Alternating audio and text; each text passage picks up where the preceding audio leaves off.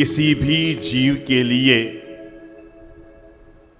धर्म उत्तम संस्कार है, धर्म उत्तम शरण है, धर्म उत्तम मार्ग है। धर्म ही व्यक्ति के आत्म कल्याण का श्रेयस्कर पथ है। सच्चाई तो यह है, स्वर्ग हो या मोक्ष, ये सब धर्म की शरण से ही व्यक्ति को प्राप्त होते हैं।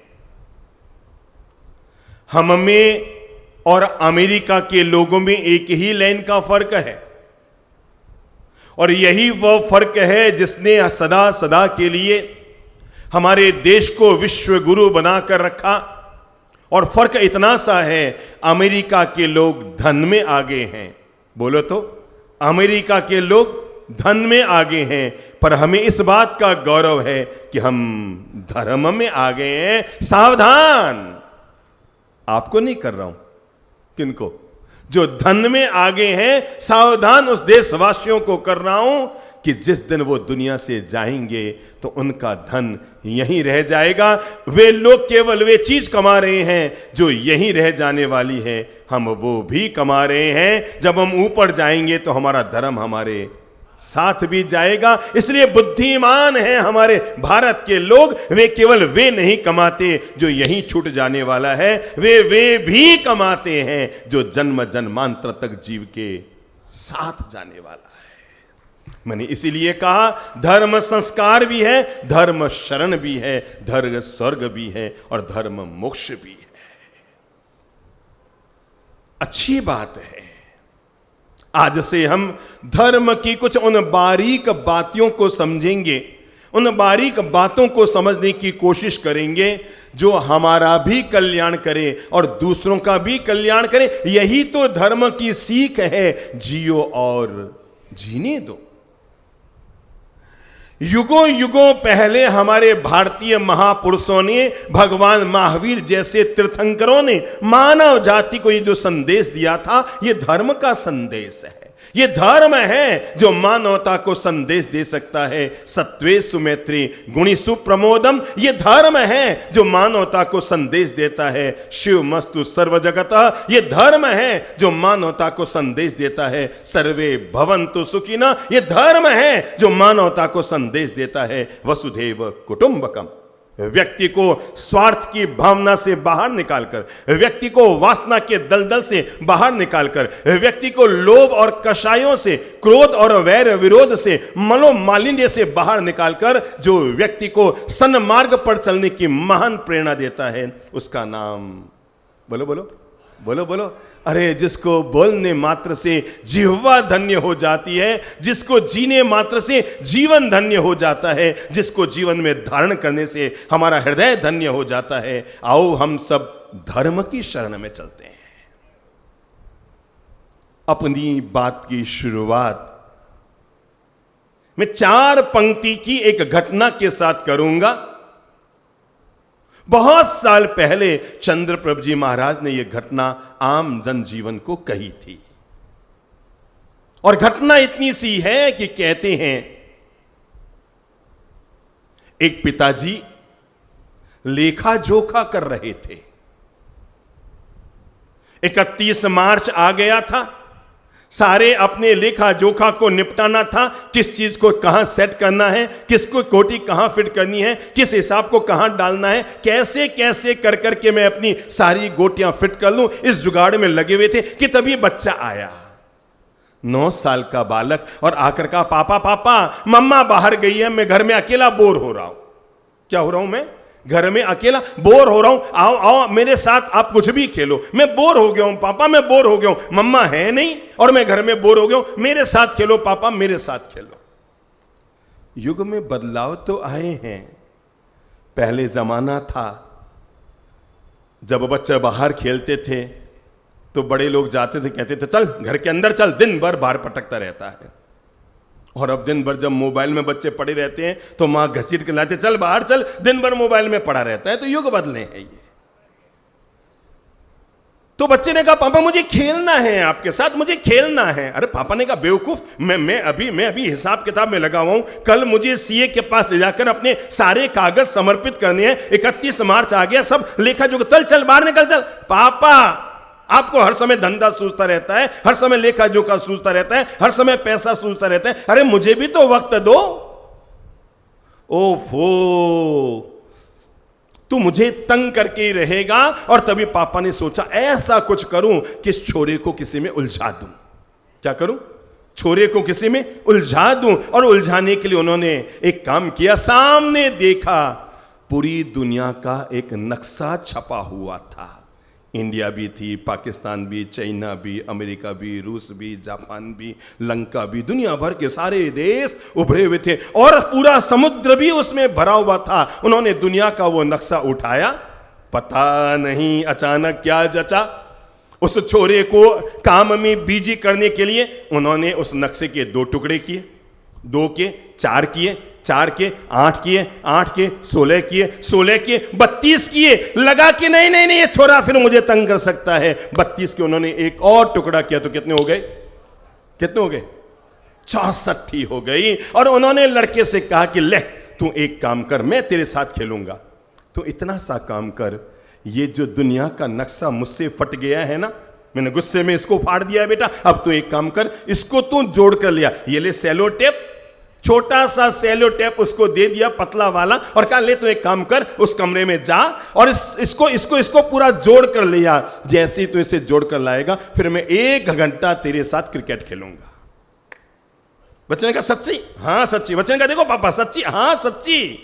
बच्चा लेकर गया, पापा को पता था कल सुबह तक भी वापस आने वाला नहीं है, लगा रहेगा रात भर, कभी ये जोड़ेगा तो वो, कभी वो जोड़ेगा तो वो, पन्ने आगे पीछे होते रहेंगे और दुनिया का नक्शा कोई ऐसे जुड़ता है क्या इससे? पर ताज्जुब की बात बताऊं, यह घटना आपको बताएगी कि धर्म इंसान के साथ जिंदगी में क्या करता है। ताज्जुब की बात बताऊं, वो बच्चा 15 मिनट में तो एक हाथ में कागज उठाकर ले आया। लो पापा, मैंने दुनिया का नक्शा पूरा जोड़कर आपको दे दिया है।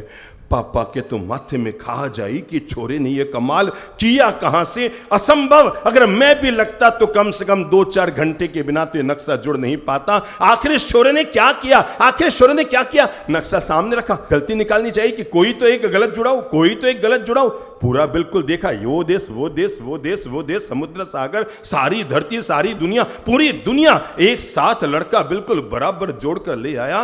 पापा चौंक गए, कहा बेटा एक बात बता यार, तू तो बुद्धि में मेरा बाप निकला है? कमाल कर दिया तूने। मैंने सोचा तू रात भर लगा रहेगा, 15 मिनट में कर दिया। एक बात बता, ये तूने किया कैसे? कहा पापा मैंने कुछ नहीं किया, आपने कागज का केवल आगे का भाग देखा था और जब आप फाड़ रहे थे तो मैं कागज का पीछे का भाग भी देख रहा था। और पापा आपने जिस दुनिया के नक्शे को फाड़ा था ना, आपको पता ही नहीं है उसके पीछे इंसान के शरीर का एक फोटो, एक इंसान का पूरा शरीर का फोटो छपा हुआ था। और जब आप फाड़ रहे थे ना, आप तो नक्शे को फाड़ रहे थे और मैं इंसान के शरीर को फटते हुए देख रहा था। पापा मैंने नक्शे को जोड़ा ही नहीं मैंने ये बेवकूफी करने की कोशिश की ही नहीं, मैंने नक्शे को जोड़ने, मुझे पता था आप मुझे बेवकूफ बनाने के लिए काम कर रहे हैं और मैं रात भर उलझा रहूंगा तो भी दुनिया का नक्शा नहीं जोड़ पाऊंगा, इसलिए मैंने नक्शे को जोड़ने की कोशिश नहीं। मैंने तो केवल इंसान को जोड़ा है। पापा जीवन भर याद रखना, अगर इंसान जुड़ गया तो दुनिया तो अपने आप जुड़ जाएगी। अगर इंसान दुनिया में जुड़ जाता है, मुझे कोई पूछे कि धर्म क्या काम करता है, धर्म कभी नफरत नहीं फैलाता, धर्म कभी दूरियां नहीं फैलाता, धर्म कभी परिवारों में तनाव पैदा नहीं करता, धर्म कभी हमें अच्छे मार्ग से विमुख नहीं करता, धर्म कभी हमें आपस में एक दूसरे से तनाव और एक दूसरे के साथ सांप्रदायिक वैमनस्य नहीं फैलाने की बात करता, मजहब नहीं सिखाता आपस में वैर रखना। ये बात तब भी सही थी, आज भी सही है और हजारों साल के बाद भी मानवता को ये गीत ये प्रेरणा देता रहेगा कि धर्म इंसान को कभी तोड़ता नहीं है। धर्म का पहला काम यही है, बोलो बोलो, हाथ लाओ, हाथ लाओ, हाथ लाओ, हाथ लाओ। धर्म का पहला काम जोड़ना है। धर्म का पहला काम साथ साथ लाना है। टट टट रास रचाता चल, पनघट पनघट गाता चल। चलो सब बोलो, टट टट रास रचाता चल, पनघट पनघट गाता चल। प्यासी है हर गागर दृग की गंगा जल ढलकाता चल। कोई नहीं पराया सारी धरती एक बसेरा है। इस सीमा में पश्चिम है तो पूर्व मन का डेरा है। गलियां गांव गुंजाता चल, पत पत फूल बिछाता चल। हर दरवाजा राम द्वारा, सबको शीश झुकाता चल, सबको शीश झुकाता चल। टट टट रास रचाता चल, पनघट पनघट गाता चल। प्यासी है हर गागर दृग की गंगा जल ढलकाता चल। कोई नहीं पराया सारी धरती एक बसेरा है। इस सीमा में पूरब है तो मन का पश्चिम डेरा है। सभी मछलियां एक ताल की, क्या कहा मैंने? सभी मछलियां एक ताल की। क्या तेरा क्या मेरा है। गलियां गांव गुंजाता चल, पत पत फूल बिछाता चल। हर दरवाजा राम द्वारा, सबको शीश झुकाता चल। जब इंसान बड़ी सोच को लेकर के धर्म की शरण में आता है तो धर्म उसे बांधता नहीं है, धर्म उसे जकड़ता नहीं है, धर्म उसे कूप मंडूक नहीं बनाता है। तब इंसान को धर्म वो महापथ देता है जिससे इंसान मुक्ति के मार्ग पर जाता है। भगवान श्री महावीर ने अपने जीवन में जितनी महान महान शास्त्रों की रचनाएं की, जितने महान उन्होंने श्लोक, जितनी महान गाथाएं मानवता को दी, 2500-2600 साल तक जो श्लोक, जो गाथा इस धरती पर करोड़ों करोड़ों कंठों से गाई गई है, वो 4 लाइनें थी और वो थी धम्मो मंगल मुख्यठम अहिंसा संयमो तवो। धम्मो मंगल मुख्यठम अहिंसा संयमो तवो। हर मुनि दिन में 10 बार इस पंक्ति को जरूर बोलता है। धम्मो मंगल मुख्यठम अहिंसा संयमो तवो। देवा वित्तम नमं संति जस धम्मे सयामणो। धम्मो मंगल मुख्यठम। मैं समझता हूं भगवान श्री महावीर के सबसे ज्यादा लोकप्रिय 2 अगर कोई वाक्य रहे तो पहला है जियो और जीने दो, और दूसरा यही है जिसमें भगवान कहते हैं धर्म उत्कृष्ट मंगल है। क्या है? यूं तो मंगलों के नाम पर बहुत सारे मंगल होते हैं, पर पता ही नहीं चलता ये मंगल कब अमंगल में बदल जाए। कितने बैंड बाजे के साथ, कितने नाचते झूमते गाते आतिशबाजी करते, 8-8 मिठाइयां खिला करके आदमी विवाह करके लाता है। मंगल गीत गाए जाते हैं, 6 महीने बाद तलाक की नौबत आती है तो कितना अमंगल हो जाता है। तो ये दुनिया में जो हम मंगलों की शुरुआत करते हैं, ये मंगल कब अमंगल का रूप धारण कर लेते हैं आदमी को पता नहीं लगता। लेकिन भगवान कहते हैं जो धर्म की शरण में हैं, जो धर्म के मार्ग में हैं, जो धर्म का आचरण करते हैं, जो धर्म पूर्वक अपना जीवन जीते हैं, जो धर्म का चिंतन और धर्म का ध्यान अपने जीवन में धरते हैं, उनके लिए जीवन में उत्कृष्ट मंगल होता है। उनके जीवन में कभी अमंगल नहीं होता। कहते हैं जो व्यक्ति अपने जीवन में धर्म का आचरण करता है, देवा वीतम नमं संति, उसे तो देवता भी प्रणाम करते हैं। धन्य धन्य है वे लोग जो धर्म का आचरण करते हैं। धन्य धन्य है वे लोग जो अपने जीवन को धर्म में जीते हैं।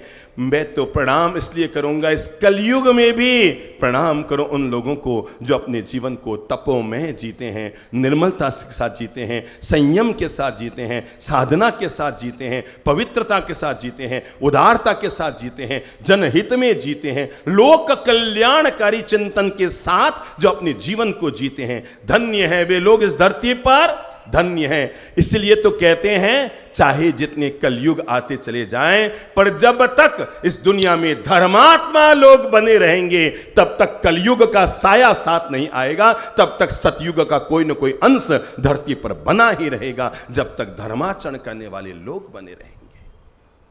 देवा वित्तंग नमं संति, ऐसे लोगों को तो देवता भी प्रणाम करते हैं जो अपने जीवन को संयम में जीते, त्याग में जीते हैं, तपस्या में जीते हैं। प्रणाम करो ऐसे लोगों को जो अपने जीवन को त्याग, तपो में, संयम और साधना के साथ जिया करते हैं।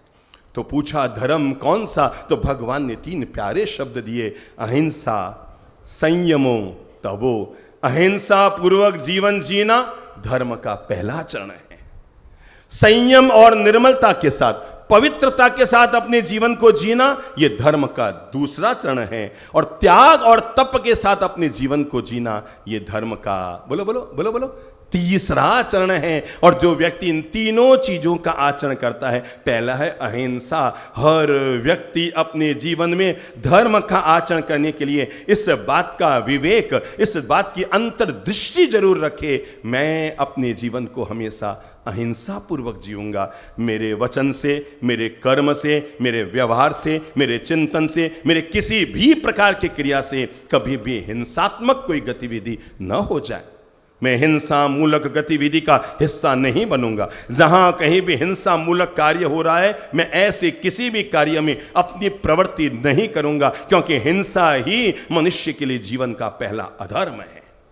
अगर व्यक्ति अपने जीवन को अहिंसा पूर्वक जीता है, यानी वो धर्म का आचरण करता है, मैं अपने द्वारा किसी को पीड़ा नहीं दूंगा, तकलीफ नहीं दूंगा, ये धर्म है मेरे भाई। इस स्वार्थ भरी दुनिया में, इस खुद गर्ज भरी दुनिया में, जहां पर हर आदमी अपने तवे को गर्म करने में लगा है, जहां पर हर आदमी अपनी रोटी को सेकने में लगा है, जहां पर हर आदमी अपने निहित स्वार्थों की पूर्ति के लिए लगा हुआ है, जहां आदमी का चिंतन है मेरा भला हो, बाकी दुनिया जाए भाड़ में, इस चिंतन के बीच भी प्रणाम करो उन धर्मात्मा लोगों को जो अपने कर्म के द्वारा, अपने क्रियाओं के द्वारा, अपने वचन के द्वारा, अपने चिंतन के द्वारा मानवता के कल्याण के पवित्र कार्य किया करते हैं। ये कार्य अगर इंसान से कोई कराता है, धन नहीं कराता।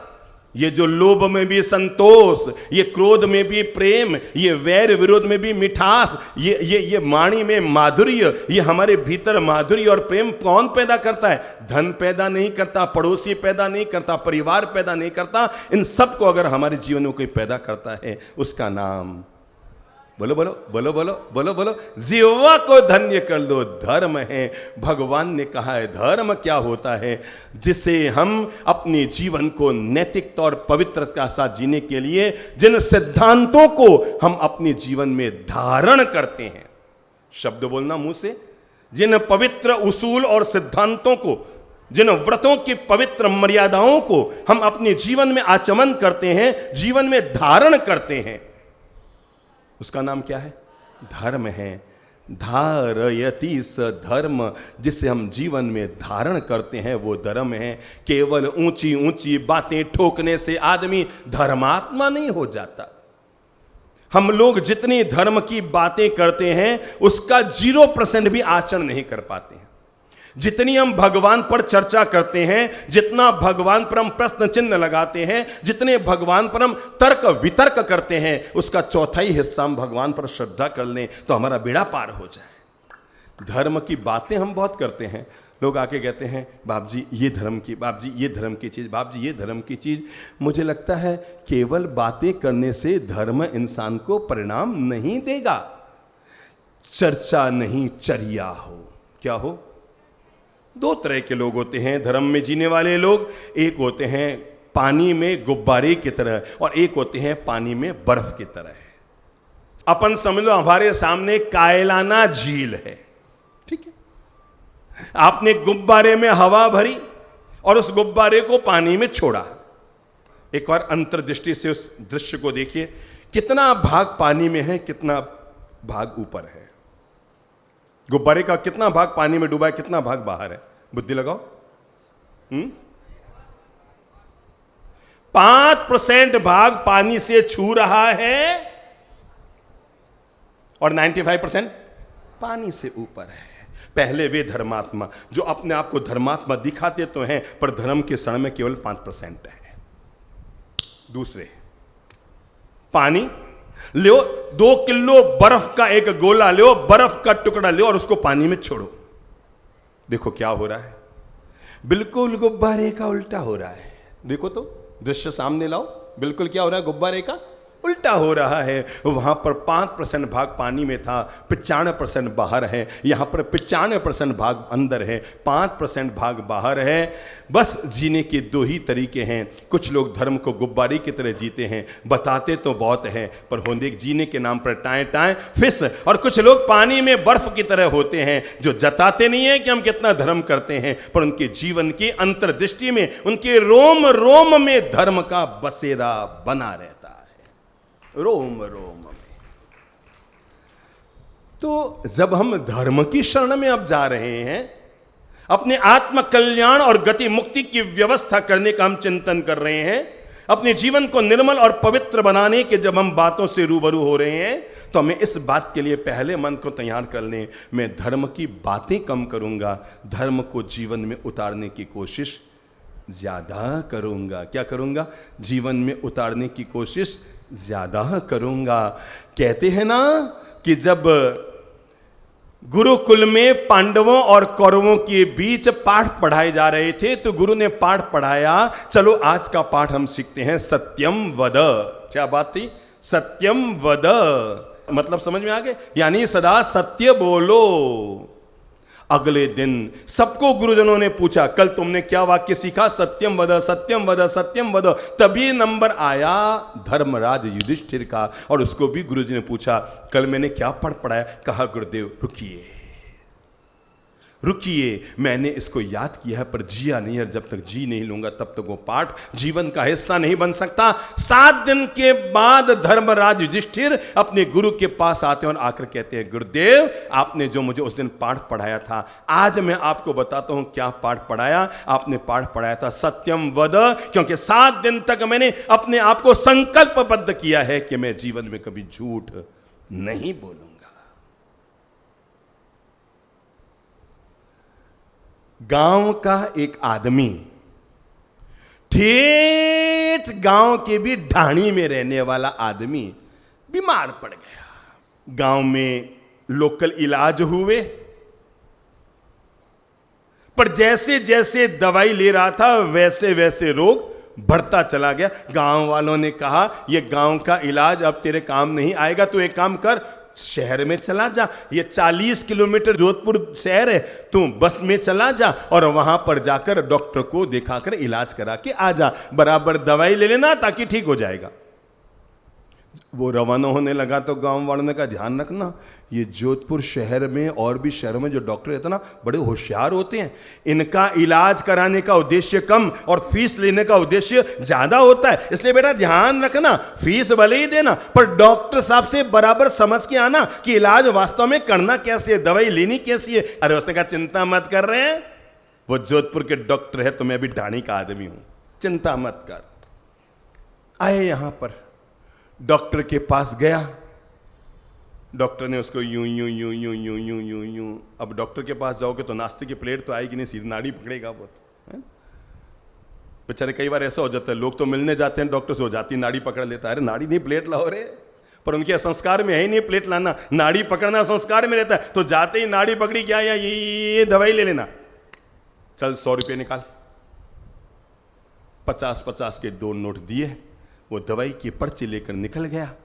हम लोग धर्म के साथ क्या कर रहे हैं, इससे प्यारा उदाहरण जल्दी आपको नहीं मिलेगा कि हम लोग केवल धर्म की ऊंची ऊंची बातें कैसे ठोकते रहते हैं। तो पर्ची हाथ में लेकर निकला, कोई 100 कदम चला कि गांव वालों की वो लाइन याद आई कि शहर के डॉक्टर यूं बनाते रहते हैं, बराबर समझ के आना। तो वो गया डॉक्टर के पास और जाकर कहा, डॉक्टर साहब एक बात तो बताओ, आपने दवाई तो लिख दी पर ये तो आपने बताया ही नहीं कि ये दवाई दूध से लेनी है या पानी से लेनी है। अरे किसी से भी लेना ना यार, क्यों माथा खाता है? नहीं नहीं नहीं नहीं, मैंने आपको पूरी फीस दी है, हाँ यूं मुझे मत सरकाओ, मैंने आपको पूरे पैसे दिए हैं, आप मेरा बराबर इलाज कीजिए। आप मुझे बताइए प्लीज, मैं ये दवाइयां दूध से लूं कि पानी से? दूध से ले लेना, चल जा। निकल कर बाहर आया तो याद आया, यार गांव वालों ने बिल्कुल सही कहा था, ये शहर के डॉक्टर बनाते रहते हैं, बराबर समझ के आना। मैंने ये तो पूछा ही नहीं कि भैंस के दूध से लूं कि वापस आया, डॉक्टर साहब बोल। अरे डॉक्टर साहब बराबर बताओ ना हर चीज, आपने तो कह दिया दूध से लो, पर ये तो बताया नहीं भैंस के। अरे यार किसी, नहीं नहीं नहीं नहीं नहीं, मैंने आपको पूरी फीस दी है डॉक्टर साहब, देखो हाँ 50-50 के 2 नोट दिए, पूरी फीस दी है, आपको बताया नहीं पड़ेगा मैं दवाई दूध से लूं तो गाय के दूध से या भैंस के दूध से, तो तय है डॉक्टर ने क्या कहा होगा। पहले तो टरकाया, जा यार किसी से, नहीं नहीं नहीं नहीं नहीं नहीं नहीं नहीं नहीं, पीछे ही पड़ गया। डॉक्टर ने कहा जा गाय के दूध से ले लेना। 100 कदम चला कि फिर दिमाग में एक तर्क पैदा हुआ, अरे यार, ये डॉक्टर ने कहा गाय के दूध से लेना, मेरे घर में 2 गाय है, एक काली गाय है और एक सफेद गाय है, तो ये तो क्लियर किया ही नहीं। वापस आ गया डॉक्टर के पास। अरे डॉक्टर, तू फिर आ गया? अरे कैसे नहीं आऊंगा, मैंने पूरी फीस दी है आपको, मुझे क्लियर कट बताओ, मेरे घर में काली गाय भी है। अरे क्यों माथा खाता है, किसी से भी ले लेना, क्यों माथा? नहीं नहीं, मैंने आपको पूरी फीस दी है, आप मुझे बताइए कौन सी बात? अरे तू नहीं नहीं नहीं नहीं, अच्छा काली गाय का दूध ले लेना। थोड़ी दूर चला कि छोरे के मन में फिर आया, यार डॉक्टर से ये तो पूछना भूल ही गया कि गिलास में दूध लेना है या किधर किधर किधर किधर किधर प्याले में लेना है। इस बार तो वो जैसे ही डॉक्टर के पास गया तो डॉक्टर को क्या हुआ, क्या हुआ? गुस्सा आ गया, तम आ गया। उसने कहा तू मुझे बेवकूफ समझता है? अरे नहीं नहीं साहब, ये तो बताओ गिलास में लूं? अरे यार किस, नहीं नहीं नहीं नहीं, मैंने 100 रुपये दिए। डॉक्टर को लगा कि अगर इसके 100 रुपये वापस नहीं लौटाए तब ये दिन भर मेरा 100 रुपये करता ही रहेगा। डॉक्टर ने कहा तुम गिलास में ले कि प्याले में ले, तेरे कर्म तू जाने, ये तेरे 100 रुपये वापस ले जा। और उसने 50-50 के दोनों नोट दिए और कहा जा 50 की दवाई ले लेना और 50 का बस किराया खर्च कर देना, जा तू यहां से जा, बस तेरा इलाज फ्री। बाहर आया, 2 मिनट के बाद वापस डॉक्टर के पास आया। डॉक्टर का माथा चकराया, अब ये क्यों आया है, इसके रुपये भी इसको लौटा दिए। नहीं नहीं डॉक्टर साहब, पहले ये क्लियर करो कौन से वाले नोट से दवाई लेनी है और कौन से वाले नोट से बस किराया लेना है। मेरे भाई, एक बार अगर हम आत्मचिंतन करेंगे आंख बंद करके तो भीतर से जवाब आएगा। हम धर्म करते कम हैं, धर्म को जीते कम हैं, धर्म का आचरण करते कम हैं, दवाई ववाई लेते नहीं है, केवल बहस करते रह जाते हैं। इसलिए हमारे पास धर्म के नाम पर बहस बहुत है, चर्चाएं बहुत हैं, हमारे पास धर्म के नाम पर तर्क वितर्क बहुत है। हमारे लोग आके कहते हैं बाप जी एक बात बताओ, भगवान महावीर ने शादी की तो उनकी पत्नी ने रोका नहीं किया, और भगवान महावीर ने शादी की तो उसके बाद उनकी पत्नी का क्या हुआ? मैं कहता हूँ यार, अब भगवान महावीर की धर्म पत्नी का क्या हुआ उसके बाद अगर तुम्हें पता भी लग जाएगा तो क्या कर लेगा? तेरी खुद की पत्नी का तो पता ही नहीं है पूरा अभी तक, और भगवान महावीर की धर्म पत्नी पे बुद्धि लगा रहा। भगवान महावीर कब पैदा हुए, कब दीक्षा ली, कब मोक्ष गए, ये चर्चा करने से जीव का कल्याण नहीं होगा। जीव का कल्याण तब होगा जब ये चिंतन करेगा भगवान भगवान कैसे बने और मैं कैसे बन सकता हूं। मैं अपने जीवन में धर्म का पवित्र आचरण जीवन में जोड़कर मैं कैसे जीवन में उस भगवत स्वरूप को प्राप्त कर सकता हूं। मैंने कहा धर्म के 3 क्षण भगवान ने दिए। पहला है अहिंसा, दूसरा शब्द बोलो तो संयम पूर्वक जीवन को जीना, मर्यादा पूर्वक जीवन को जीना, अपने जीवन को हमेशा नैतिकता, ईमानदारी और पवित्रता के साथ जीना, अपने जीवन को शील और मर्यादा पूर्वक जीवन को जीना, यह संयम है। और धर्म का जो तीसरा चरण है, मैं धर्म के प्रैक्टिकल स्वरूप में आऊं इससे पहले भगवान की भाषा में कह देता हूं, धर्म का तीसरा चरण है तप का जीवन में आचमन। हर व्यक्ति को अपने जीवन में तय मानकर चलो मेरे भाई, जैसे जैसे व्यक्ति का धन बढ़ता है, जैसे जैसे यौवन बढ़ता है, जैसे जैसे व्यावहारिक व्यवस्थाएं बढ़ती है, वैसे वैसे व्यक्ति का मन संसार में, वासना में, संसार के निमित्तों में आसक्त होता रहता है। लेकिन हजार सुविधाओं के मिलने के बाद भी जो व्यक्ति अपने जीवन में तप का आचरण करता है, मेरे भाई, एक व्यक्ति वो है जिसकी थाली में आज खाने को राजभोग, बादाम की कतलियां, 4 तरह की मिठाइयां मिली है। आपको आदमी कितना किस्मत वाला है, 4-4 मिठाइयां इसके थाली में हैं। और दूसरा व्यक्ति है जिसके सामने 8-8 मिठाइयां हैं, पर वो परित्याग कर रहा है क्योंकि आज उसके उपवास है। दिखने में लगेगा किस्मत वाला वो है जिसके थाली में 4 मिठाइयां हैं, पर हकीकत में किस्मत वाला वो है जो अपने जीवन में त्याग और वैराग्य को जीवन में जीता है। जिन शासन के महान संत हुए उपाध्याय देवचंद्र जी, उन्होंने कहा था वो व्यक्ति चक्रवर्ती राजा से भी ज्यादा सुखी होता है। मुंह से बोलो, वो व्यक्ति चक्रवर्ती से भी, राजा से भी, दुनिया के सबसे महान व्यक्ति से भी ज्यादा सुखी होता है जो व्यक्ति त्याग और संयम पूर्वक अपने जीवन को जिया करता है। चक्रवर्ती ते अधिक सुखी जे मुनि चारित्रलीन। जिस व्यक्ति ने अपने जीवन में चरित्र को स्वीकार कर लिया, तप में जीवन को स्वीकार कर लिया, मैं कहूंगा धर्म का आचरण करने के लिए संभव है। आपको लगता है बाप जी 30 उपवास हमसे नहीं हो सकते, कोई बात नहीं। धर्म आपको यह नहीं कहता कि आपको धर्मात्मा होने के लिए 30 उपवास करना ही पड़ेगा, करते हैं उनकी बलिहारी अनुमोदना। धर्म यह भी नहीं कहता कि आपको 21 उपवास, 15 उपवास या 3 उपवास या 5 उपवास या 8 उपवास करना ही पड़ेगा। धर्म कहता है तुम्हें त्याग का चिंतन करना पड़ेगा। अगर त्याग का चिंतन है तो तय मानकर चलें, आप जो भी कर्म करेंगे वहां पर भोगने की वांछा कम होगी, त्याग की ज्यादा होगी। अगर आपके भीतर त्याग का चिंतन है, आप पति पत्नी हैं, तब भी आपके भीतर यह चिंतन चलता रहेगा कि मैं कैसे इस मकर जाल से बाहर निकलूं और अपने जीवन को त्याग में जीवन पर लेकर आऊं। और अगर आपके चिंतन में त्याग नहीं है, तब भी आप त्याग के मार्ग पर चलने हैं, तब भी भोग का चिंतन दिमाग में पलता रहेगा। यह व्यक्ति के धर्म और अधर्म का चिंतन का फर्क है। इसलिए हमें छोटी मोटी तपाराधना बहुत अच्छी बात है। जब चातुर्मास का श्री गणेश हुआ था तो यहां पर 1000 से ज्यादा लोगों ने रात्रि भोजन का त्याग किया था, है ना। और उनसे एक बार अगर आप पूछेंगे ना, भैया आपको रात्रि भोजन का त्याग किए आज 1 महीना हो गया है, अपने चातुर्मास की यहां पर स्थापना किए हुए 1 माह से ऊपर हो गए हैं, तो उन लोगों ने रात्रि भोजन का त्याग किए हुए 1 माह से ऊपर हो गया है। आप किसी भी ऐसे व्यक्ति से पूछना जिसने 1 माह तक अभी रात्रि भोजन का प्रयोग नहीं किया है, रात्रि भोजन का त्याग किया है, आप उससे पूछना, मैं दावे के साथ कहता हूं उनमें से आपको कोई नहीं कह सकता कि मैं बीमार ज्यादा पड़ा। हर आदमी यही कहेंगे मुझे थोड़ा हल्का हल्का महसूस हुआ, मुझे थोड़ा स्वस्थ महसूस हुआ, थोड़ा शरीर में फुर्तीलापन महसूस हुआ। मैं आपको बताऊं, धर्म का कोई भी आचरण केवल मोक्ष के लिए नहीं है, धर्म का कोई भी आचरण केवल स्वर्ग के लिए नहीं है।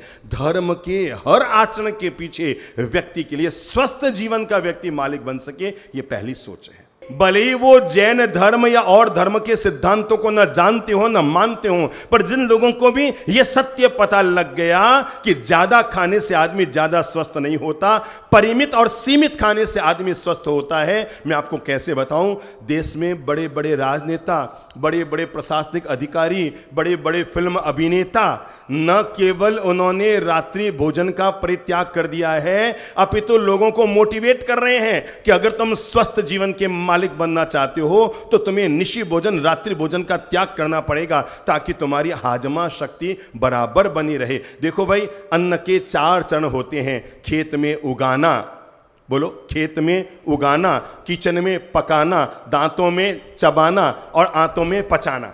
बोलो बोलो, वापस बोल लो। खेत में उगाना, किचन में पकाना, दांतों में चबाना और आंतों में पचाना, ये चारों चरण सही होने चाहिए। केवल डाले ही जा रहे हो, डाले ही जा रहे हो, डाले ही जा रहे हो और आगे मुखी जाम हो गई। क्या हो गई? आगे मुखी जाम हो गई। अब बताओ डाले डाले का होगा क्या? महात्मा गांधी कहा करते थे, दुनिया में उस आदमी को जिंदगी में कभी अस्पताल जाने की जरूरत नहीं पड़ेगी जो व्यक्ति महीने में 1 बार उपवास कर लेता है। क्या कर लेता है? 1 बार उपवास कर लेता है। उस व्यक्ति को जीवन में अंदर का कचरा पचरा, अटरम पटरम कटरम जो जो आपने भर रखे थे, 24 घंटे में सब धीरे धीरे धीरे धीरे नालियां अंदर के सब साफ। पर अगर व्यक्ति ये नहीं कर सकता, 15 दिन में 1 बार एकासन किया, महीने में 2 बार किया, तो उपवास का लाभ मिल गया ना। मैंने कहा जियो और जीने दो, धर्म का अच्छा प्यारा स्वरूप है। इसमें एक कदम और आगे बढ़ाएं, जियो और दूसरों को सुख से जीने की व्यवस्था भी दो। समझे आप? समझे आप? धर्म की सिखावन समझ रहे हैं आप? धर्म हमें क्या कहता है? धर्म बहुत प्यारा आचरण है जीवन का। ये धर्म ही करता है कि लोभ का निमित्त हमारे सामने आने पर भी हमारे भीतर जो संतोष पैदा करने वाला तत्व होता है उसका नाम है धर्म। बहुत सुंदर स्त्री या पुरुष हमारे सामने आ गया है, तय है हमारा मन विचलित होगा, तय है हमारे भीतर वासना का बीजांकुरण होगा, लेकिन ऐसे समय में भी व्यक्ति के चित्त में जो संयम की बात पैदा करता है उसका नाम धर्म है। 4 लोग चिल्ला रहे हैं, हमारे लिए अपशब्द बोल रहे हैं, हमारा अपवाद कर रहे हैं, हमारा अपमान कर रहे हैं, हमारे लिए टेढ़े नेगेटिव शब्द बोल रहे हैं, हमारे परिवार के व्यक्ति हमारी मजाक उड़ा रहे हैं, लेकिन उस समय भी हमारे भीतर प्रेम और शांति जो पैदा करता है उसका नाम बोलो बोलो धर्म है। धर्म पहला काम करता है, व्यक्ति को विवेक की दृष्टि देता है। सच्ची कहता हूं भाई, हम में और आप में कोई ज्यादा फर्क थोड़ी ही है। कपड़ों के नाम पर देखें तो हमारे पास श्वेत वस्त्र हैं, आप में भी कई लोग हैं जिनके पास श्वेत वस्त्र पहने हुए हैं, और भी बाकी जो जीने की व्यवस्थाएं, हो सकता है जैसा हम जीते हैं वैसा आप जीते हैं। फर्क एक लाइन का है, आपके चिंतन में संसार और धन का चिंतन है, हमारे चिंतन में मोक्ष और धर्म का चिंतन है। बस यही फर्क है जो व्यक्ति को आम इंसान से ऊंचा उठाता है। धर्म का चिंतन, विवेक दृष्टि, क्या करना है क्या नहीं करना है। अपनी बात आगे बढ़ाऊं इससे पहले घटना सुना रहा हूं। बालोतरा से एक बहन अपने पीहर आई जोधपुर। घर में न मम्मी थी न पापा थे, भाभी थी। आई 4 दिन के लिए अपने पीहर में आई, छुट्टियों का आनंद लेने के लिए। और इस बार उसके अंगुली में खास चीज थी, वो थी एक हीरे की अंगूठी। भाभी ने जैसे हीरे की अंगूठी देखी, अरे रे दीदी अंगूठी तो बड़ी सुंदर लेकर आए हो। अरे कुछ नहीं, अभी अभी पिछले साल दिवाली पर जीजा जी ने ये अंगूठी दिलाई थी, 7.5 लाख रुपए की है, अभी लिए, बस अभी दिवाली पर अभी लिए, थोड़े दिन पहले ही। अंगूठी जोरदार है, मुझे तो पसंद आई है, अंगूठी जोरदार है। अब साड़ी कह दे पसंद आई है तो फिर भी महिला थोड़ा दिल बड़ा कर सकती है कि ठीक है भाभी, क्या क्या आप रख लो, ठीक है ना भाभी आप रख लो। अब 7.5 लाख की अंगूठी पसंद आ गई भाभी को तो क्या करेंगे? कुछ जवाब नहीं देंगे, चुप रह गई वो। पता नहीं 4 दिन में 2-3 बार भाभी ने कह दिया, दीदी अंगूठी बहुत सुंदर है आपकी, अंगूठी तो बहुत सुंदर है, बहुत सुंदर अंगूठी लाए हो आप। संयोग की बात, 4 दिन के बाद वो बस से बालोतरा के लिए रवाना हुई। फटाफट सुबह नहाई धोई, फटाफट तैयार हुई और भैया आए और यहाँ बारहवीं रोड चौराहे पर लाई और बालोतरा की बस में अपनी बहन को बैठाया, वापस घर आ गया। बहन भी रवाना हो गई, अपने घर तक भी पहुंच गई, घर के बाहर पहुंच गई, टैक्सी से उतर गई, ऑटो से उतर गई, घर की सीढ़ियां चढ़ रही थी, हाथ में सूटकेस थी। और जैसे ही घर की सीढ़ियां चढ़कर अंतिम सीढ़ी तक पहुंची, तभी उसने देखा उसके हाथ की अंगूठी गायब थी। अंगूठी कहां गई?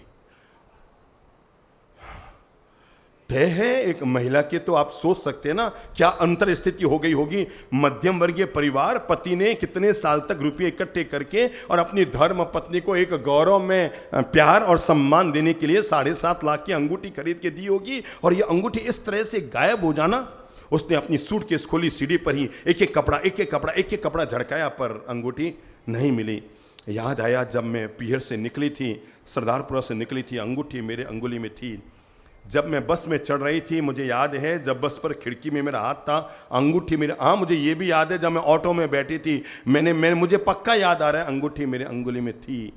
याद तो यही है कि जब मैंने ऑटो से नीचे उतरते समय सूटकेस का वो ऊपर का भाग पकड़ा था, तो अंगूठी मेरे अंगुली में थी, मुझे ऐसा याद है। तो ये अंगूठी गई कहाँ? सीढ़ी पे आई, घर के बाहर चारों तरफ इधर उधर नजर डाली, वो तो आओ जुजू हो गई, अंगूठी कहाँ गई, अंगूठी कहाँ गई, अंगूठी कहाँ गई। एक बार मन में आया कि खुदा ना खास्ता कहीं मेरे दिमाग में बैम तो नहीं चल रहे सब। एक बार अपनी भाभी को फ़ोन करके पूछ लूँ। मैं सुबह सुबह बाथरूम में नहाने गई थी, भाई बाहर से चिल्ला रहा था जल्दी कर जल्दी कर जल्दी कर, फिर बस नहीं मिलेगी, और मैं हड़बड़ी में नहाकर बाहर आई, कहीं अंगूठी भूल से नहीं। मुझे पक्का याद है जब मैं बस में बैठी थी तो अंगूठी मेरे क्या अंगुली में थी, पक्का याद है। भाभी को फ़ोन करूं कि नहीं, मुझे पक्का याद है अंगूठी थी, फाइनल थी। मैंने बस में यूँ हाथ भी रखा था, और वो मुझे अच्छी तरह याद आ रहा है कि उस हत्थे पर जब हाथ रखा तो अंगूठी मुझे पक्की याद है अंगुली में थी। भाभी को फ़ोन करूं कि नहीं। पर आखिर जब कोई उपचार नहीं लगा तो उसे लगा कि एक बार मुझे ट्राई मारी लेनी चाहिए कि हो सकता है मेरे दिमाग में भ्रम हो और अंगूठी वहाँ हड़बड़ी में भूल के आ गई हूँ। उसने भाभी को मोबाइल लगाया, फ़ोन किया, भाभी नमस्ते भाभी, हाँ आराम से पहुँच गए, हाँ पहुँच गए भाभी। भाभी एक छोटी सी तकलीफ़ करो, बाथरूम में ज़रा जाके देखो, वो पता नहीं, हालांकि मुझे याद आ रहा है भाभी, प्लीज़ प्लीज़ भाभी आप गलत अर्थ में मत लेना, मुझे तो पक्का याद है कि अंगूठी मैं पहन के आई थी, बस में थी तो अंगूठी मेरी अंगुली में थी, पर एक बार खुदा ना खास्ता आप नज़र डाल लो कहीं बाथरूम में खिड़की विड़की में भूल से मैंने उतारी हो और जल्दी में भूल के तो नहीं आ गई। भाभी ने कहा रुको, वो अंदर गई, बाथरूम का दरवाज़ा खोला, क्या क्या लाइट ऑन की, फ़ोन चालू है, सामने नज़र डाली तो चौंक पड़ी, वो वाली अंगूठी। कौन सी वाली जिसके लिए उसने अपनी दीदी को 3 बार 4 बार कहा था, दीदी आपकी अंगूठी पसंद आ गई, बहुत बढ़िया अंगूठी है। और दीदी तो कह ही रही है कि मैं पहन के आई थी और बस में मुझे अच्छी तरह याद है कि मेरी अंगुली में अंगूठी थी। आज आपको मैं बता रहा हूं धर्म क्या काम करता है इंसान की जिंदगी में। ये जो महान नजरिया देने का काम करता है ना, इसी का नाम धर्म है। जिंदगी भर की गई सामायिक, एक तरफ पूजा, एक तरफ आराधना, एक तरफ तपस्या, एक तरफ मंदिर, एक तरफ पूजा, एक तरफ आराधना, एक तरफ सब एक तरफ है। अब केवल 30 सेकंड उसके बाद, ये तो कह ही नहीं सकती आधे घंटा में बता रही हूं, ये थोड़ी कहेगी वो क्या आधे घंटा में बता रहा हूं, ये तो कह ही नहीं सकती। तुरंत उसे जवाब देना है यस या नो, यस या नो, यस या नो। नो कह बैठी तो मान कर चलना जिंदगी की 1 लाख सामायिक मिट्टी में मिल गई, और यस कर बैठी तो समझ लेना 1 मिनट में 1 लाख सामायिक करने का उसने पुण्य कमा लिया। और ये जो उस महिला की जबान से हां अंगूठी यहां पड़ी है, ये कहलाने का जो सौभाग्य देता है, उसी का नाम धर्म है, उसी का नाम धर्म है। और ये कोई धर्मात्मा जीवड़ा होगा ना, पापी जीवड़ा तो 5 पैसे के लिए भी झूठ बोल जाएगा, 5 पैसे के लिए भी। मने पत्तों को नहीं, मैं देखियो को नहीं, मने ठाको नहीं, पर जो धर्मात्मा लोग होते हैं ना, कैसे आपको बताऊं, दुनिया के एक महान आध्यात्मिक चेतना के धनी व्यक्ति हुए हैं जिनका नाम था श्रीमद राजचंद्र। महात्मा गांधी को जिन्होंने धर्म का मार्ग प्रदान किया, उनका नाम था श्रीमद राजचंद्र। मैं आपको कैसे बताऊं धर्म व्यक्ति के जीवन में क्या करता है। ये बात उस समय की है जब हमारे हिंदुस्तान में दूध 1 रुपये का 10 किलो मिलता था, 10 सेर दूध मिलता था। ये बात उस समय की है। महात्मा गांधी का जब बचपन था, ये बात उस समय की है। अरे जब मेरा बचपन था तब भी दूध 1 रुपये का 1.5 किलो और 2 किलो आता था। तो मैं उस समय की बात कह रहा हूं, उस समय तो 10 सेर से भी ज्यादा आता रहा होगा। श्रीमद राजचंद्र व्यवसायी थे। किसी व्यवसायी के साथ उनका बात तय हुई, बिजनेस तय हो गया था। अचानक माहौल ऐसा बदला विश्व का कि उस वस्तु की कीमत आधी से भी आधी न्यूनतम आ गई। वो आदमी इतना घबरा गया, वो सोच नहीं पा रहा था। उस समय लोग जबान के धनी होते थे, मुंह से अगर बोल दिया तो मर के भी पूरा करते थे।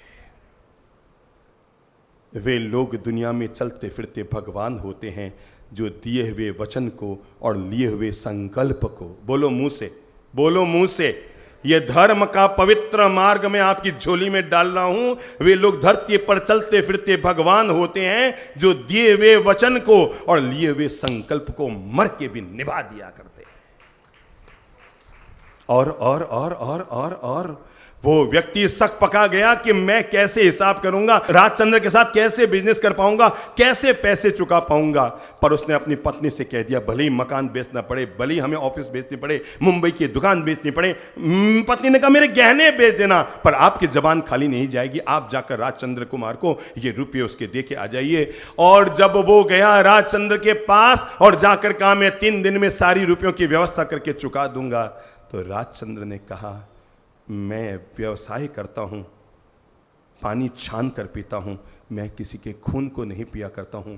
मैं तुम्हारा ये सौदा कैंसल कर रहा हूं, तो निश्चिंत होकर अपने घर जा और अपने जीवन को आराम से जी। मैं आपको ये बताता हूं, जब पता है कि कल सुबह 10 लाख रुपये उस समय के, अब के नहीं, किस समय के हैं? उस समय के 10 लाख रुपए मेरी झोली में आने वाले हैं, और वो व्यक्ति आज की तारीख में वो कम से कम 100 करोड़ रुपए हो जाएंगे। और जो व्यक्ति 1 सेकंड में तिलांजलि दे देता है, मैं किसी का दिल दुखाकर अपने जीवन का व्यवसाय नहीं कर सकता, मैं किसी का खून धंधे में नहीं पी सकता, तब राजचंद्र कहते हैं तू निश्चिंत रहे, मैं चलाकर इस सौदे को कैंसिल कर रहा हूं।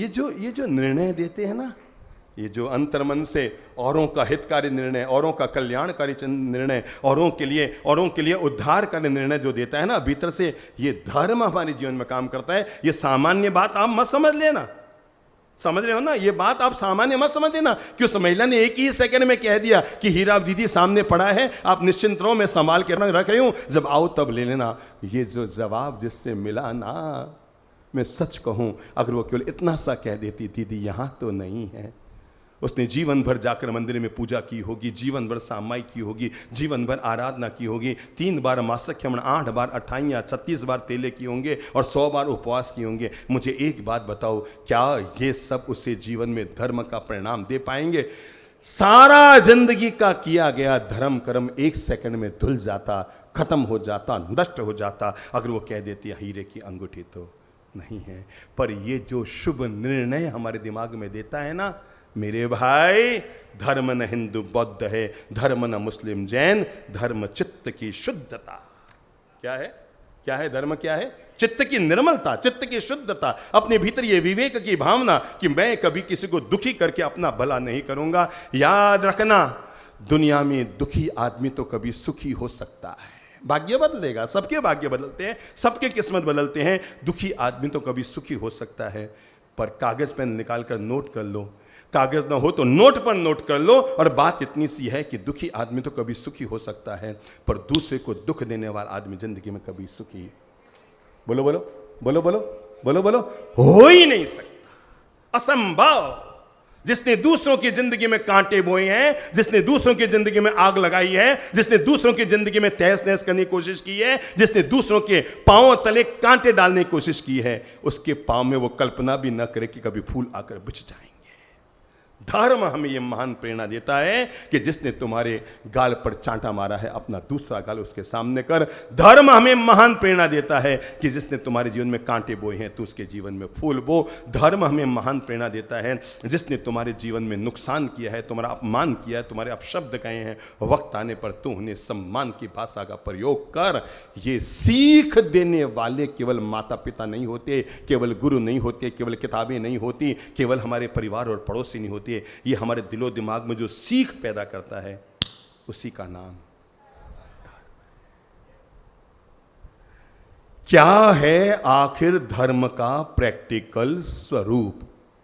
4 बातें अनुरोध कर रहा हूं, फटाफट 5-5 मिनट में बात को आगे बढ़ाता हूं ताकि आप समय पर उठ सकें। पर मैं 4 बातें आपसे अनुरोध कर रहा हूं धर्म को अपने जीवन में आचरण करने के लिए। यूं तो कोई कहेगा यूं तिलक लगाओ, कोई कहेगा यूं तिलक लगाओ, कोई कहेगा यूं छापा लगाओ, कोई कहेगा सफेद कपड़े पहनो, कोई कहेगा भगवे कपड़े पहनो, कोई कहेगा हाथ में लकड़ी के पात्र रखो, कोई कहेगा कमंडल रखो, कोई कहेगा निर्वस्त्र रखो, कोई कहेगा काली कम्बल रखो, कोई कहेगा ये करो, कोई कहेगा वे करो। धर्म के नाम पर 1000 रास्ते दुनिया में हैं। आपको पता है क्या? मोटे तौर पर दुनिया में 300 धर्म हैं, पर धर्म की परंपराओं के नाम पर 4000 तरह की परंपराएं दुनिया में धर्मों की चल रही है। 4000 तरह से जीवन जीने के मार्ग देने वाले दुनिया में धर्म हैं। कोई कहेगा मुंह पत्ती को यूं बांधो, कोई कहेगा यूं बांधो, कोई कहेगा मत बांधो, कोई कहेगा हाथ में लो, कोई कहेगा ले मत, कोई कहेगा चरोड़ा लो, कोई कहेगा पूंजने लो, कोई कहेगा ये करो। सब अलग अलग बातें कहते रहेंगे, पर मैं जो आज आपको बता रहा हूं ना, आप तो ये समझें कि जिन जिन लोगों में फर्क है अलग अलग बातों का, वे अगर किन्हीं एक बातों पर आकर एक हो सकते हैं। तो अब मैं आपको बातें बता रहा हूं, और धर्म सोच सोच कर सोचो, सोच सोच कर सोचे हर आदमी आखिर धर्म क्या है। सोच सोच कर सोचे आखिर हर आदमी आखिर धर्म क्या है। पानी का धर्म है शीतल रहना, आग का धर्म है गर्म होना, कांटे का धर्म है गड़ना, फूल का धर्म है कोमलता देना। सोच सोच कर सोचो आखिर इंसान होकर इंसान का धर्म क्या है। सबके अपने अपने अलग अलग धर्म हैं, पर इंसान होकर इंसान का धर्म क्या है। मुझे कोई पूछे कि इंसान का पहला धर्म क्या है, तो मैं अनुरोध करना चाहूँगा दुनिया में रहने वाले हर इंसान के लिए, चाहे वो मैं हूँ या आप है, दुनिया में रहने वाले हर इंसान के लिए एक धर्म का चरण जरूर कहना चाहूँगा, और वो है अपने अपने कर्तव्यों का पालन करना इंसान का पहला धर्म है। मुझसे बोलो अपने अपने, मुझसे बोलो अपने अपने कर्तव्यों का पालन करना। मानता हूं कि आपका नियम है कि रोज मंदिर में जाके पूजा करना, बहुत अच्छी बात है, अभिनंदनीय है, स्तुत्य है, पर आपको पता लग गया कि आपकी सासू माँ के शुगर बढ़ता जा रहा है, तबीयत बिगड़ती जा रही है, पहले एक पाँव कटा फिर दोनों पाँव कट गए, न उठ पा रही है, न बैठ पा रही है, न सुख से पानी पी पा रही है, न बाथरूम जा पा रही है, अपने जीवन का कोई काम नहीं कर पा रही है। मेरे भाई, अब धर्म आपसे कहता है अपने 2 कदम आगे बढ़ाना और अपनी सासू माँ में ही मंदिर के स्वरूप को निहारना शुरू कर देना, उसकी सेवा को ही भगवान की पूजा मानना शुरू कर देना। ये धर्म का पहला स्वरूप है, अपने अपने कर्तव्यों का पालन करना। अगर आपको लगता है घर में आपके बूढ़े दादा दादी हैं, क्या लग रहा है आपको? घर में आपके बूढ़े दादा दादी हैं, मेरे भाई मेरा अनुरोध मानकर चलना। आपका धर्म आपको उस समय कर्तव्य याद दिलाएगा। देखो 4 बूढ़ी माताएं हैं, एक वो जो सड़क पर बैठी है भीख मांग रही है, दूसरी वो जो वृद्धाश्रम में बैठी है और आपकी सेवा की जरूरत है, तीसरी वो जो जो जो जो जो जो जो जो अस्पताल में कोई बीमार है आपकी सेवा की जरूरत है, चौथी वो जो आपकी सगी दादी है, उसके पास कोई नहीं है सेवा संभालने वाला, आपकी सेवा की जरूरत है। मेरे भाई सोच सोच कर सोचो, आदमी की पहले सेवा की शुरुआत कहाँ से करनी चाहिए? एक बात बताओ तो, मेरी दाढ़ी में भी आग लगी हो और आपकी दाढ़ी में भी आग लगी हो तो आप पहले किसको बुझाओगे? मेरी दाढ़ी में भी आग लगे और आपकी दाढ़ी में भी आग लगे तो पहले किसको बुझाओगे? खुद की दाढ़ी। हमें सेवा का श्री गणेश, लॉयंस क्लब के मेंबर बाद में बनना, जॉइंट्स के मेंबर बाद में बनना, रोटरी क्लब के मेंबर बाद में बनना, महावीर इंटरनेशनल के मेंबर बाद में बनना, किसी संबोधि धाम के, किसी समाज के, किसी ट्रस्ट के मेंबर बाद में बनना, इन सब संघों, ट्रस्टों और क्लबों के मेंबर बनकर सेवा बाद में कर लेना। पहले अपने घर के मेंबर बनना और घर में जो बूढ़े दादा दादी हैं उनकी सेवा की शुरुआत कर देना। अरे घर में बैठे बैठे लॉयंस के प्रांतपाल न बन गए, गवर्नर न बन गए तो मुझसे कहना। बहुत सो रहा है भैया, ध्यान रखना।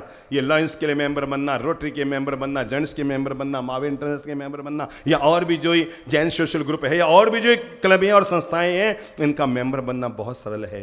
घर का मेंबर बनना, अपने कर्तव्यों की शुरुआत, अपने धर्म की शुरुआत, अपने सदाचरण की शुरुआत, अपनी सेवाओं का श्री गणेश बाहर से बाद में कीजिए, पहले उसकी शुरुआत अपने घर से कीजिए। जवानी में आपको संतान का सुख मिला, यह भाग्य की बात है। जवानी में आपको संतान का सुख मिला, यह भाग्य की बात है, पर बुढ़ापे में आपको संतान से सुख मिला, यह सौभाग्य की बात है। संतान का सुख तो सबको मिलता है मेरे भाई। दुनिया में जिसने भी विवाह किया है, 99% दुनिया में आबादी ऐसी है जिनको एक सुख जरूर मिला है, संतान का सुख। मैंने कहा 99% आबादी है जिसको संतान का सुख मिला है, पर उसमें 9% आबादी भी नहीं है जिसको बुढ़ापे में संतान से सुख मिला है। ईश्वर ने संतान का सुख दिया, पर संतानों अब एक काम जरूर करना, बूढ़ापे में संतान से उन्हें सुख कैसे मिल सके इसकी व्यवस्था जरूर कर देना। पता है, ये गांव में जो बूढ़े माँ बाप रहते हैं ना, और जिन्होंने भाग्य भरोसे गांव में अपने माता पिता को छोड़ दिया है, ये इतना सा बहाना बनाकर कि हमारे दादी सा का शहर में मन नहीं लगता, हमारे दादा सा का मन नहीं लगता, उन्हें तो अकेले आजादी से जीने का बहाना चाहिए। क्या चाहिए? कल उनकी पत्नी कह दे मेरा मन वहां नहीं लगता तो क्या करेगा आदमी? कहेगा ठीक है तो पीर जाके बैठ जा, मैं बैठा हूँ। वो झट से शहर चेंज करेगा, पत्नी को समझाएगा नहीं नहीं अपन दूसरा फ्लैट लेते हैं, दूसरा मकान लेते हैं। पर माँ ने कहा मेरा मनवा नहीं, अच्छा ठीक है मम्मा आप यहीं रह जाओ, फिर क्या हम चलते हैं। माथा फोड़ी खत्म, छाती कुटा खत्म, सिरपच्ची खत्म, टेंशन खत्म। पर मेरे भाई लोग कैसे होते हैं, गाँव में हम जाते हैं ना, अभी भी है, ऐसा नहीं है, अभी भी है। गाँव में हम जाते हैं, अकेली बूढ़ी दादी से अपने हाथ से खाना बना रही है। मैंने देखा था एक घर में कि माता पिता दोनों ही नेत्रहीन थे, विवाह किया तब भी नेत्रहीन थे। बिल्कुल 100% जन्मांध थे दोनों। 4 संतानें हुई। उन नेत्रहीन माता पिता ने अपनी संतानों को पढ़ा लिखा कर कोई बड़ा अधिकारी, कोई सेक्रेटरी, कोई चीफ इंजीनियर, कोई कोई कोई कुछ पद पर पहुंच गया, कोई तो शायद IAS अधिकारी तक पहुंच गया। यहाँ तक पढ़ लिख के तैयार हुए। एक दिन पिता दुनिया से चले गए, अब अकेली नेत्रहीन माँ दुनिया में बच गई। उन्हीं 4 में से एक व्यक्ति के घर का उद्घाटन था और वो हमें अपने घर पर बड़ी पूजा और बड़ी महामांगलिक के लिए लेकर गए। और जब हम उस घर में गए, हमने पूछा मम्मी जी कहाँ हैं, गांव का नाम बताया कि वहीं। मैंने कहा वो नेत्रहीन है। हाँ बाप जी, पर उनका मन नहीं लगता, वो वहीं अकेली रहती है। तब मैंने उन 4 भाइयों से कहा था, मैंने कहा देखो ये नेत्रहीन माँ बाप थे, तब भी इन्होंने आप 4 बच्चों को पाल पोस कर इतना सुयोग्य बना दिया। आप आँख वाले 4 बेटे हैं, तब भी एक बूढ़ी माँ का पालन पोषण करने की ताकत आप में नहीं है। कितने कमज़ोर लोग हैं हम, कितने कमज़ोर लोग हैं हम। तो अपने आप को मोटिवेट कीजिए। हम बुढ़ापे में अपने उन कर्तव्यों का, ये धर्म बता रहा हूँ आपको, समझ रहे ना सभी लोग। जिन जिन के घर में बूढ़े दादा दादी हैं, उन सबके लिए धर्म बता रहा हूं। धर्म के पहले शुरुआत कीजिए। मैं उनकी सेवा, धंधा धंधा धंधा, बीबी बच्चे, घूमना फिरना, विदेशों में जाना आना जाना चलते रहेंगे। मेरे भाई एक बात याद रखना, आप उनके जीवन भर के हैं, वो आपके जीवन भर के नहीं है। जब तक आपकी किस्मत अच्छी है ना, तब तक बूढ़े दादाजी घर में बैठे हैं। और जिस दिन किस्मत कमजोर हो जाएगी, हंसा उड़ जाएगा, घर अनाथ हो जाएगा। क्या हो जाएगा? घर अनाथ हो जाएगा। इसलिए हर व्यक्ति को अपने धर्म का पहला श्री गणेश इस बात से जरूर करना चाहिए कि मैं अपने घर में रहने वाले बूढ़े दादा दादी अपने कर्तव्य का निर्वहन क्या करूंगा? अपने कर्तव्य का निर्वहन। शब्द को पकड़िएगा। पत्नी जा रही थी अपने पति के लिए दोपहर का टिफिन लेकर दुकान। पति का नियम था कि मैं 1-2 बजे खाना खाऊंगा, सुबह सुबह मुझे नहीं भाता है, मुझे नहीं सुहाता है। पत्नी ने कहा नहीं, सुबह सुबह आप टिफिन मत ले जाओ, घर में एक्टिवा है ना, मैं गरम गरम खाना लाऊंगी और आपको 1:30 बजे दुकान तक पहुंचा दूंगी। पति के लिए गरम गरम खाना, 3 तरह की सब्जी, दाल चावल, गरम गरम फुलके फूले हुए एक टिफिन में भरकर पत्नी जा रही थी दुकान की और पति को देने के लिए। रास्ते में इधर से आई सिटी बस, टक्कर लगी और पत्नी गिर पड़ी, बेहोश हो गई, बड़ी चोटें लगी, आईसीयू में भर्ती हुई। 1.5 महीने के बाद डॉक्टरों को बताया कि इसकी याददाश्त सदा के लिए चली गई। पता नहीं कब इसकी याददाश्त अपने आप आ जाए। उसे होश तो आ गया, पर पति मिलने आता पूछता तुम कौन, किधर से आया, बच्चों को पूछते तुम कौन, बहुओं को पूछते तुम कौन, और तो और उसकी मम्मी जब मिलने आई तो पूछा आप कौन, तुम कौन। पूरी तरह से 100% याददाश्त खो गई। पर डॉक्टर ने कहा इनको अस्पताल में रहने दो, हो सकता है दवाइयों से और उपचार से कभी ना कभी ऐसा कोई चमत्कार हो जाए कि इसकी याददाश्त आ जाए। धर्म कर्तव्य क्या सिखाता है इंसान को, समझना। इससे महान प्रेरणादायी घटना जल्दी हो नहीं सकती। और तब पति सुबह दोपहर शाम तीनों समय, सुबह नाश्ता भी, दोपहर का खाना भी, शाम का खाना भी अपनी पत्नी के लिए लेकर आता और अपने हाथ से एक एक और खिलाता। उसे पता है, वो पूछते रहते तुम कौन हो, तुम कौन हो, मुझे क्यों खिलाते हो, कौन हो तुम, कौन हो। वो बड़ा मन में उसे विचित्र लगता, पर रोज एक एक और तोड़ तोड़ के अपनी पत्नी को मुंह में खिलाता। उसे बहुत शांति से प्रेम से खिलाकर रोज जाता।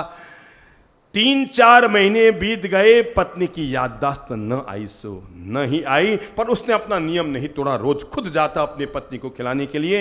एक दिन उसके दोस्त ने कहा कि तू धंधा करना, तेरा धंधा चौपट होगा, क्यों फालतू, तेरी पत्नी तुझे पहचानती नहीं, तेरे पास स्टाफ है, स्टाफ के साथ भेज दिया कर, वो खाना खिलाकर आ जाएगा। क्या कहा? तेरे पास क्या है? बोलो मुझसे, इधर देखो, क्या है?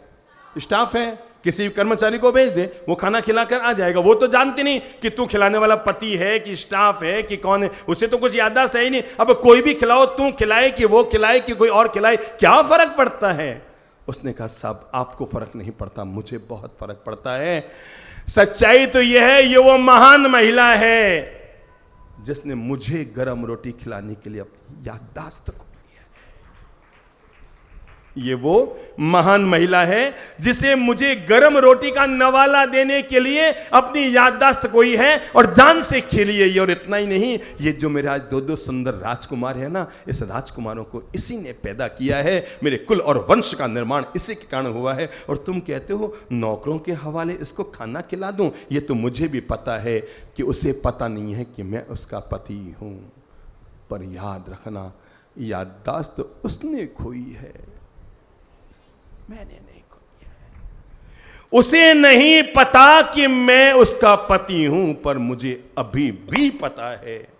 क्या क्या क्या?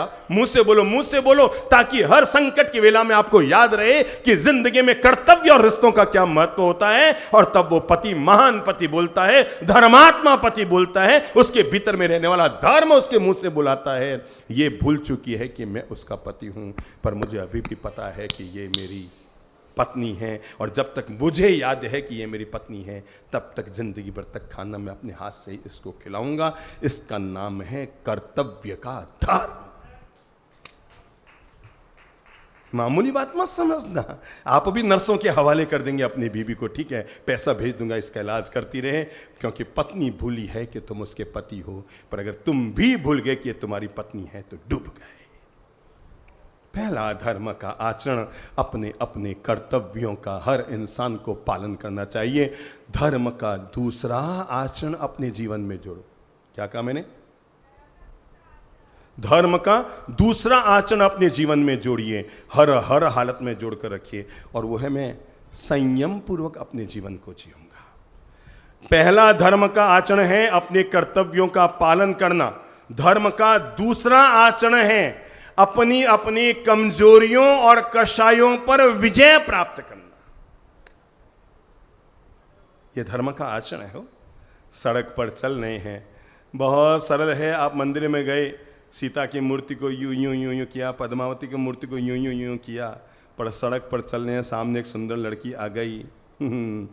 अगर उस सुंदर लड़की को देखकर भी आपकी आंखों में उसके प्रति सीता के भाव पैदा हो जाए, तो अपने आप को पीठ थपथपा कर कहना, बेटा तू भी धार्मिक है। क्या है? मंदिर की मूर्ति में सीता को देखना बहुत सरल है, पर सड़क पर चलती हुई नारी में सीता को निहारना, इसका नाम धर्म है। अच्छा एक बात बताओ, आलोक बाबू खड़े होइए तो, हाँ बगल वाले को भी खड़ा कर लो, हाँ खड़ा कर लो, घबराओ मत, हाँ खड़े हो जाओ प्रभु जी आप भी। अच्छा एक बात बताओ, आप सड़क पर चल रहे हैं, सामने से एक सुंदर महिला आ रही है, क्या होगा? नहीं, देखेंगे तो सही ना। ऐसा कोई भाव तो नहीं आता तो मैंने कब का भाव आता है, आप घबराओ मत। हाँ। आप तो अभी अकेले आए हो, वैसे भी कुछ भी बोलो ना, कहाँ जनता। नहीं, हाँ, अकेले और दुकेले से कोई फर्क नहीं पड़ता, पर देखेंगे तो सही ना। हाँ दिखाई तो देते हैं। आप भाई साहब बताओ, देखेंगे ना? देखेंगे, जय जिनेंद्र करेंगे। जय जिनेंद्र करेंगे? ओह बताओ, ये पूरी दुनिया इतनी सुधर जाए तो फिर हमें प्रवचन देने की जरूरत ही कहां पड़ेगी। अच्छी बात है। अच्छा एक बात बताओ, सड़क पर चलती हुई महिला आपके सामने आई, सुंदर महिला, क्या देखेंगे कि नहीं देखेंगे, जय जिनेंद्र कहेंगे कि नहीं कहेंगे, मन में क्या परिणाम होंगे, ये सब हर जीव के अलग अलग है। मेरे अलग परिणाम होंगे, आपके अलग परिणाम होंगे। पर एक बात पूछता हूं सभी लोगों से, खड़ा तो मैंने दो को किया है, पर आप ये समझो मैंने सबको खड़ा किया है, और मैं सबसे पूछता हूं जरा एक बात बताओ, क्या आप उसको यूं छू सकते हैं सड़क पर? Yes no? नो। क्या आप उसे धीरे से आई लव यू बोल सकते हैं? Yes no? नो। क्या आप उसे हल्का सा भी यूं कर सकते हैं? नो। पर एक बात बताऊं, भगवान हमें कहते हैं व्यक्ति को क्यों धर्म का आचरण करना चाहिए, क्योंकि ऐसा सब कुछ न करते हुए भी हम एक दोष कभी कभी कर लिया करते हैं, और वो है कभी कभी हम अपने मन को मलिन जरूर कर लिया करते हैं, कभी कभी मन में गलत भाव जरूर पैदा कर लिया करते हैं। भगवान कहते हैं तू छू नहीं सकता, तू उसे आई लव यू बोल नहीं सकता, तुम कुछ भी क्रिया उसके साथ कर नहीं सकता, तो बेवजह है धर्म हमारे जीवन में ये विशुद्ध विचार पैदा करता है कि जब तू कुछ भी नहीं कर सकता तो अपने मन को गंदा करके पाप का श्री गणेश क्यों कर रहा है। इसलिए जब हम अतिचार बोलते हैं ना, जब हम अतिचार बोलते हैं, पहला प्राणातिपात, मृषावाद, अदत्तादान, मैथुन, क्रोध, घमान, माया, लोभ, जब हम सारे अतिचार बोलते हैं ना, तो अंत में जाकर अंतिम पंक्ति ये नहीं बोलते कि इन सब के लिए मैं मिच्छामि दुक्कडम, अंतिम पंक्ति ये बोलते हैं मेरे द्वारा ये सब कर्म हुआ हो तो उसके लिए मन वचन काया, ये आप सोच सकते हैं धर्म ने कितना महान चिंतन दिया मानव जाति को, कल्पना कर सकते हैं। ये धर्म का महान चिंतन है, ये धर्मात्मा लोगों के द्वारा मानव जाति को दिया गया महान चिंतन है कि अरे तू कर्म को तो छोड़, शरीर से की गई क्रिया को छोड़, पर अगर तूने मन को भी पल भर के लिए मलिन किया है तो उसके लिए परमात्मा की साक्षी में अपने मन को निर्मल कर। मैं सच कहता हूं इस दुनिया में रहने वाला हर व्यक्ति अगर धार्मिक होता तो एड्स जैसे रोग दुनिया में कभी पैदा ही नहीं होते। ये अधर्म ने पैदा किए हैं, धर्म कभी ऐसे रोग पैदा नहीं कर सकता, अधर्म ने पैदा किया। इसलिए परमात्मा हमें कहते हैं, धर्म हमें सिखावन दे रहा है। कौन दे रहा है ये सिखावन? धर्म हमें सिखावन दे रहा है कि जब तू चल रहा है तो बस मेरे कहे एक काम करना, अपने मन को क्या, जब धर्म हमें कहता है मैंने लाइसेंस वाली लाड़ी तुझे दे रखी है तो बिना लाइसेंस वाली में हाथ डाल करके चालान कटाने की स्थिति क्यों खड़ी कर रहा है? लाइसेंस सुधा दे रखी है तो बिना लाइसेंस वाली में क्यों हाथ डाल रहा है? चालान नहीं कटेगा क्या तेरा? फिर माथा फोड़ेगा, कर्म फूटेंगे। धर्म हमें जीवन की यही महान प्रेरणा देता है कि हर इंसान को अपने जीवन में निर्मल और नैतिक आचरण करने के लिए अपने आप को मोटिवेट करना चाहिए। मैं सदा सर्वदा अपनी कमजोरियों, बोलो अपनी कमजोरियों, पहला है कर्तव्य का पालन करना धर्म है, और दूसरा अपने भीतर पलने वाली कषाय और कमजोरियों पर विजय प्राप्त करना ये इंसान का दूसरा धर्म है। और मुझे कोई पूछे कि इंसान का तीसरा धर्म क्या है तो उड़ते उड़ते ले जाओ दिमाग में, इंसान का तीसरा धर्म है इंसान होकर इंसान के काम आना। बोलो मुंह से, इंसान होकर इंसान के है काम आदमी का, औरों के काम आना, जीना तो है उसी का जिसने ये राज जाना। जिसने विष पिया बना शंकर, जिसने विष पिया बनी मीरा, जो छेदा गया बना मोती, जो काटा गया बना हीरा। वो नर है जो है राम, वो नारी है जो सीता है, मिलता है जहां का प्यार उसे, औरों के जो आंसू पीता है, क्या मार सकेगी मौत उसे। बोलो क्या मार सकेगी मौत उसे, औरों के लिए जो जीता है, मिलता है जहां का प्यार उसे, औरों के जो आंसू पीता है। इंसान का तीसरा और आखिरी धर्म अगर जिंदगी में हो सकता है तो वह है इंसान होकर इंसान के काम आना। अब वो इंसान कौन है कौन नहीं है, आप किसी के काम आए, बस आपके जीवन की सबसे बड़ी खासियत ये रही, किसी के काम आए। क्या आए? महात्मा गांधी एक गीत गुनगुनाया करते थे और इस गीत की रचना गुजरात के महान कवि नरसिंहा ने की थी और नसैया ने इस गीत को गुनगुनाया था। वैष्णव जन तो तैने कही है, गुनगुना लो वैष्णव जन तो तैने कहिए, जे पीर पराई जाने रे, पर दुखे उपकार करे, तो ये मन अभिमान न आने रे। वैष्णव जन मतलब सही आदमी, वैष्णव जन मतलब प्रभु का भगत, वैष्णव जन मतलब धर्मात्मा व्यक्ति, वैष्णव जन मतलब ईश्वर के प्रति अनुराग रखने वाला व्यक्ति। वैष्णव जन तो तैने कहिए, आगे बोलो, जे पीर पराई जाने रे, जिसे दूसरे की जिंदगी में होने वाली पीड़ा का भी एहसास होता है। ये उसकी पीड़ा नहीं, ये मेरे जीवन में आने वाली पीड़ा है। दूसरे के पांव में चुभे हुए कांटे को चुमन उसके खुद के पांव में होती है, कहते हैं वो धर्मात्मा व्यक्ति होता है। इसलिए आपने देखा, अपन लोग सामायिक करते हैं, धन्य धन्य है ये जिन शासन की महान प्रेरणाएं, धन्य धन्य है हमारे पूर्वज और महान ऋषियों के द्वारा दिया गया मार्गदर्शन, कि हम अगर सामायिक भी करते हैं, जमीन पर बैठते हैं तो यूं ही सीधे नहीं पसर जाते हैं दम।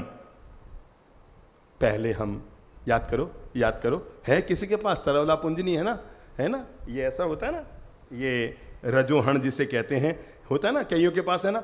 कितनी महान प्रेरणा देता है धर्म हमें कि तू औरों के जीवन में भी किस तरह से प्रेम मिठास, उनके जीवन को, उनकी पीड़ा को अपनी पीड़ा का एहसास कैसे करे। तो कहते हैं जब तू बैठे तो जमीन का क्या कर, प्रमार्जन करके बैठ।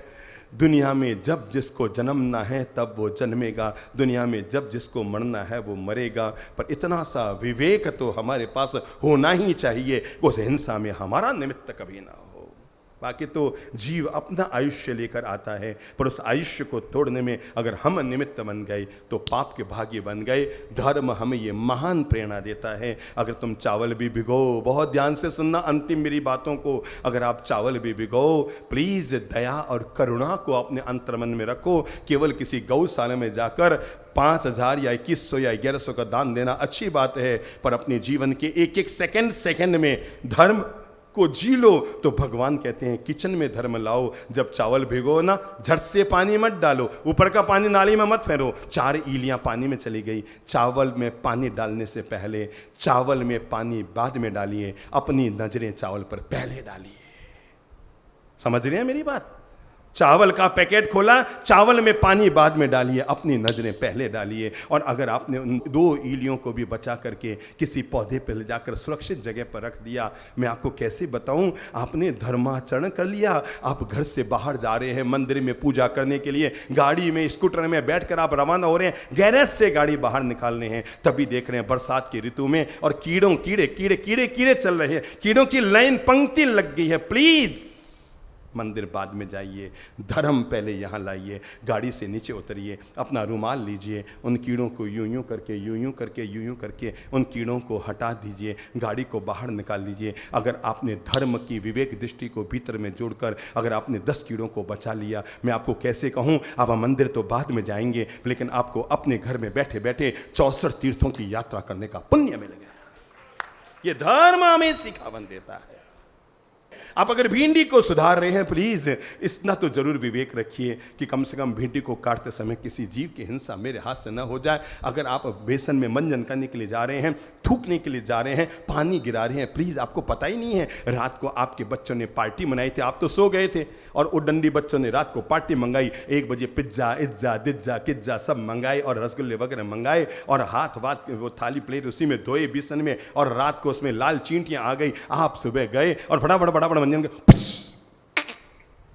कैसे आपको बताऊं, अगर आपने बेसन में मंजन करने से पहले उन 25-50 लाल चींटियों को किसी कपड़े के किसी चरवले से किसी पूंजनी के सहारे बाहर निकाल दिया, भगवान कहते हैं अरे क्या कोई मासख्यमण करने वाला धर्म करेगा, उससे बड़ा धर्म तुम जीवों को बचाकर तूने कर लिया। बाथरूम में गए ना नहाने के लिए, ना बाबा ना, अपने आप को बाथरूम में भी धर्मात्मा बनाना। मंदिर का धर्मात्मा बनना बहुत सरल है, पर बाथरूम में धर्मात्मा बनना और एक बार रुकना, पानी भर लिया है बाल्टी में, रुकना, एक बार नाली पे नजर डाल लेना, कहीं रात को कोई चिकना पदार्थ, कोई मीठा रस इस बाथरूम में बहकर आया है और नाली पूरी चींटियों से भरी है। प्लीज रुक जाना। धर्म की शुरुआत मंदिर से बाद में करना, अपने घर में पहले कर लेना। सुबह सुबह आपको चाय बनानी है, रुकिए, स्टॉप, धर्म से जराइए।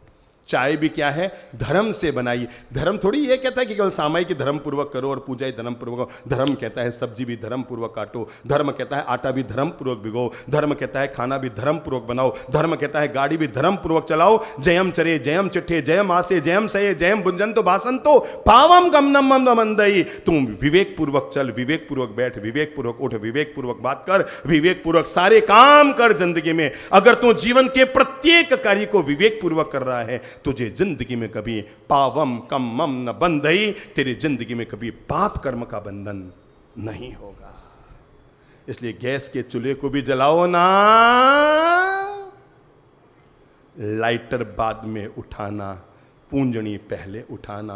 हर बहन को अपने घर में एक पूंजनी किचन की भी जरूर रखनी चाहिए कि रात को थाने पता ही को नहीं थे तो सूई गया, पचे थोड़ा टाबर थोड़ी बीनने चाय बनाई, चाय उफण गई तो छाण छुणे पी और सूई गया, और वो उफण में वो जो चाय रो मिठास तो वो गए नीचे, और वो जो गैस का होता है ना बर्नर, वो चींटियों से नीचे से चींटियां भर रही है। प्लीज भगवान ने आंखें दी है ना, इन आंखों का वहाँ उपयोग करना, और एक बार केवल 1 मिनट के धर्मात्मा बनकर कोई वस्त्र लेना, कोई पूंजनी लेना, थोड़ा यूं करके नीचे से भी देख लेना, बिल्कुल ओके है। अब लाइटर जलाना। क्या कभी सोच सकते हैं गैस जलाने का काम भी, खाना बनाने का काम भी, आटा भिगोने का काम भी, सब्जी सुधारने का काम भी, भिंडी काटने का काम भी, बाथरूम में नहाने का काम भी, बेसन में मंजन करने का काम भी धर्मपूर्वक हो सकता है। हाँ, यही है धर्म का प्रैक्टिकल स्वरूप कि जिंदगी में पल पल, सेकंड सेकंड जागरूकता पूर्वक, विवेक पूर्वक, बोध पूर्वक, होश पूर्वक, सजगता पूर्वक अपने कार्यों को संपादित करना। इसका नाम है, बोलो बोलो, इसका नाम है